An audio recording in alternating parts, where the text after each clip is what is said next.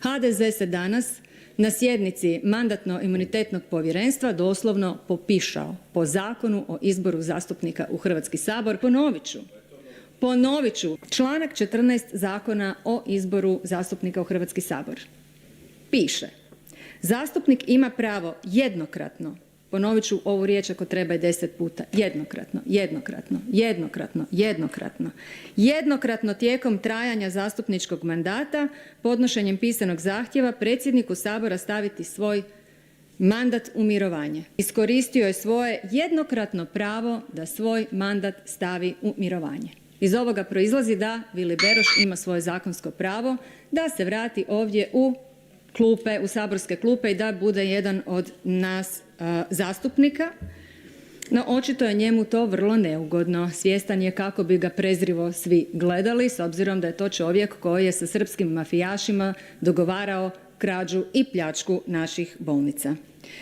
Pa je Vili Beroš odlučio da će on ponovno staviti zahtjev da taj svoj mandat još jednom stavi u mirovanje. I gle čuda neviđenog, HDZ-ovi članovi su Viliju Berošu odobrili da još jednom, 2 puta, po drugi puta stavi svoj mandat u mirovanje, iako to u zakonu nigdje ne piše. I uzalud mogu svi građani Republike Hrvatske čitati ovu rečenicu koja kaže da zastupnik ima pravo jednokratno, jel 2 put je 2 put.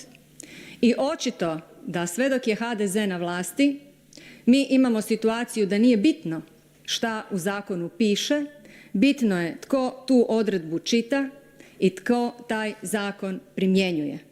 HDZ se danas na sjednici Mandatno-imunitetnog povjerenstva doslovno popišao po Zakonu o izboru zastupnika u Hrvatski sabor, kao što to radi sa svim drugim zakonima Republike Hrvatske.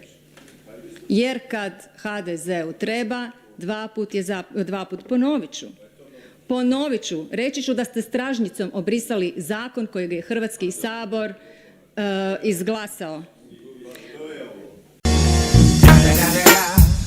The motherfucking Eagle Double G. Snoop Dogg. You know I'm mobbing with the D.R.E.